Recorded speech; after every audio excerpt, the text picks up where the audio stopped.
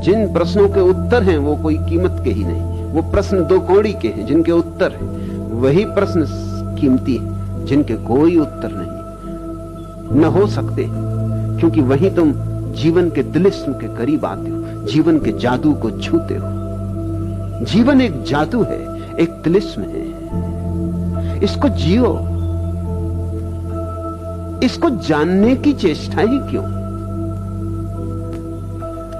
धन का अर्थ होता है, पद का अर्थ होता है, प्रयोजन होता है, क्योंकि ये सब साधन है। इनके द्वारा कोई साध्य उपलब्ध हो सकता है, जो साध्य है वही तो अर्थ है। लेकिन जीवन तो स्वयं साध्य है, किसी और का साधन नहीं। इसलिए इसका कैसे कोई अर्थ हो सकता है? मैं ये भी नहीं कह सकता कि जीवन अनर्थ है, अर्थहीन है, ये भी नहीं कह सकता, क्योंकि ये भी तब कहा जा सकता है जब हम अर्थ को खोजने चलें।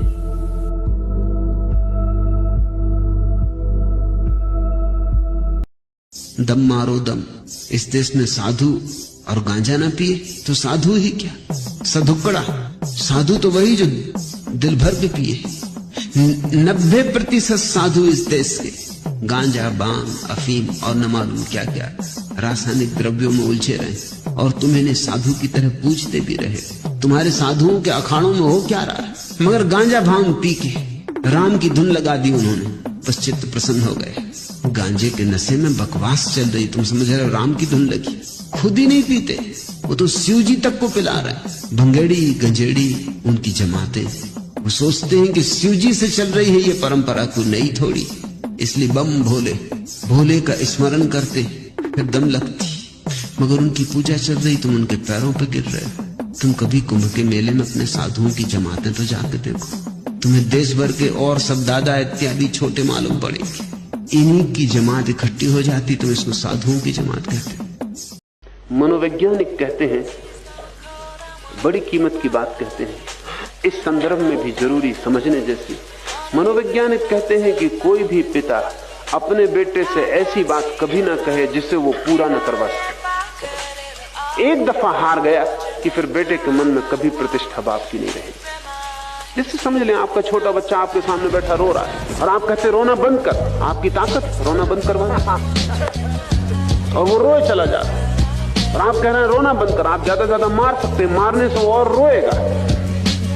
रोना बंद करवाना बहुत मुश्किल। और एक दफा बच्चे को पता चल गया कि अरे तुम कहे चले जा रहे हो कि रोना बंद करो, मैं रो रहा हूं, और तुम कुछ भी नहीं कर पा रहे, तुम्हारी सारी शक्ति खो गई। इस बच्चे के मन में तुम्हारी स्थिति ठीक हो गई कि तुम कोई बड़े शक्तिशाली नहीं। फ्रायड ने कहा है कि बेटे इस कारण बुरी तरह बिगड़ते हैं कि बाप उनसे ऐसी बात करवाना चाहते हैं जो करवा नहीं सकते। फ्रायड ने कहा ऐसी बात कहना ही मत, तुम वही कहना जो तुम करवा सको। तुम कहो निकल जा कमरे के बाहर, तुम निकाल तो सकते हो कम से कम कमरे के बाहर। उसको इतना भरोसा तो रहेगा कि बाप जो कहता है उसे पूरा कर सकता है। इस संदर्भ में भी ये याद रखने जैसा है कि अपनी इंद्रियों से वही आप कहना जो आप पूरा करवा सकते, अन्यथा कहना ही मत, रुकना, अभी ठहरना। क्योंकि एक बार इंद्रियों को ये पता चल जाए कि तुम कहते रहते हो तुम्हारी बातों का कोई मूल्य नहीं, सब बकवास है, कि तुम निर्णय लेते रहते हो, सब व्यर्थ है, तुम संकल्प बांधते हो, व्रत करते हो, कोई मूल्य का नहीं। इंद्रियों को एक दफा पता चल जाए कि तुम अपने मालिक नहीं हो, तुम्हारी हर चीज तोड़ी जा सकती है, फिर ये घोड़े तुम्हारे बस में आने वाले नहीं। व्रत वही लेना जो पूरा हो सके, लेकिन जो पूरा हो सके उसका आदमी व्रत लेता ही नहीं।